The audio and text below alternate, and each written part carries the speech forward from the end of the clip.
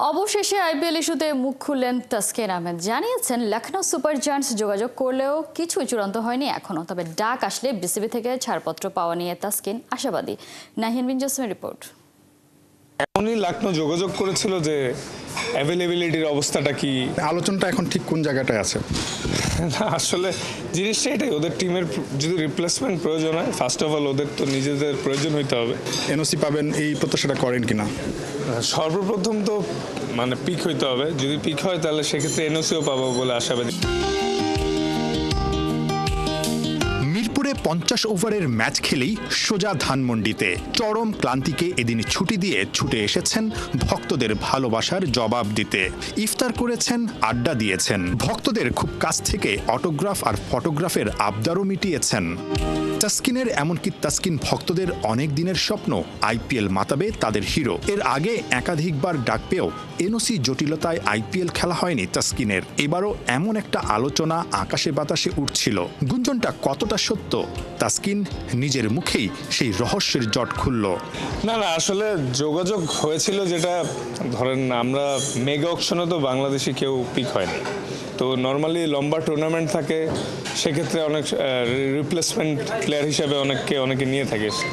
তো এমনই লখনৌ যোগাযোগ করেছিল যে অ্যাভেলেবিলিটির অবস্থাটা কি, যদি তাদের রিপ্লেসমেন্ট প্রয়োজন হয়, তারা হয়তো চিন্তাভাবনা করছিল, তাই যোগাযোগ করছিল।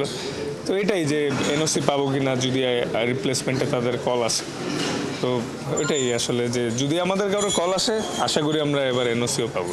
তাসকিন, যেটা বিষয় হচ্ছে যে এর আগে আমরা ক্রিকঅপস চেয়ারম্যান যিনি আছেন তাকে জিজ্ঞেস করেছিলাম যে আসলে আপনি আলোচনা করেছেন কিনা, প্রাইমারি কোনো ধরনের আলোচনা করেছিলেন কিনা, যেটা আসলে আপনার লখনৌ সুপার জায়ান্ট যেটা আপনার কাছে জানতে চেয়েছে যে আপনি আসলে কোনো ধরনের এনওসির বিষয়ে পরিষ্কার কোনো কিছু জানাতে পারেন কিনা তাদেরকে। আলোচনাটা এখন ঠিক কোন জায়গাটায় আছে? না আসলে জিনিসটা এটাই, ওদের টিমের যদি রিপ্লেসমেন্ট প্রয়োজন হয়, ফার্স্ট অফ অল ওদের তো নিজেদের প্রয়োজন হইতে হবে। যদি প্রয়োজন হয় তখন আল্লাহর রহমতে যদি ফিট থাকি, সেক্ষেত্রে এনওসির চাওয়ার বিষয়টা। আর এনওসি কথা হয়েছে বোর্ডের সাথে, যদি আমরা কেউ পিক হই, সেক্ষেত্রে এই বছরে এনওসিতে প্রবলেম হওয়ার কথা না, যতটুকু কথা হয়েছে। যদি কোনো কারণে আসলে পিক করে, সেক্ষেত্রে ফুল সিজন খেলার ইচ্ছা আছে, কারণ এটা আপনার অনেক বড় একটা ড্রিম। আমরা জানি সবসময় আপনি আসলে বলে থাকেন যে আসলে আইপিএলে অ্যাটলিস্ট একটাবার খেলার ইচ্ছে, এবং বোর্ডের যারা এখন আছে তারাও জানে যে আসলে আপনার এটা একটা ড্রিম এবং আপনাকে সেই সুযোগটা তারা দিতে চায়। সো সব দিক থেকে বিবেচনা করলে ফুল সিজন খেলার এনওসি পাবেন এই প্রত্যাশাটা করেন কিনা? সর্বপ্রথম তো পিক হইতে হবে, যদি পিক হয় তাহলে সেক্ষেত্রে এনওসিও পাবো বলে আশাবাদী, কারণ বোর্ডের সাথে যতবার কথা হয়েছে এই বছর এনওসি নিয়ে কোনো প্রবলেম। শিগগিরই বিসিবি ক্যাপ্টেন্সি ঘোষণা করবে 3 ফরম্যাটের জন্য। আইপিএলে দেখার মতোই তার ভক্তদের আরও একটা স্বপ্ন, তাসকিন লাল সবুজ জার্সিতে ক্যাপ্টেন্সি করুক। তাসকিন কি প্রস্তুত? অনেকের হয়তো একটা আশা যে আপনি একটা সময় ন্যাশনাল টিম ক্যাপ্টেন্সি করবেন, খুব শিগগিরই হয়তো ক্যাপ্টেন্সিও ঘোষণা করা হচ্ছে। এর মধ্যে কি আসলে বিসিবির পক্ষ থেকে আপনার সঙ্গে ক্যাপ্টেন্সি ইস্যুতে কোনো আলোচনা হয়েছে কিনা, বা ক্যাপ্টেন্সি ইস্যুতে আসলে আপনার ইয়েটা কি, আসলে ভিউটা কি, যে আপনি দায়িত্ব পেলে করবেন কিনা?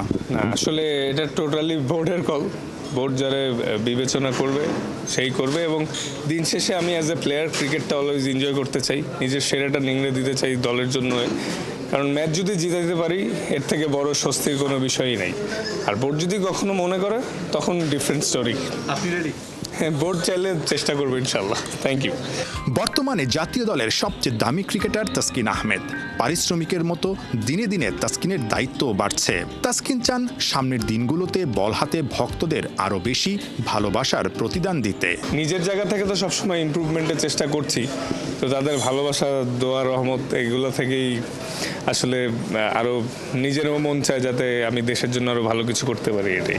নাহিয়ান বিন জসিম, ৭১।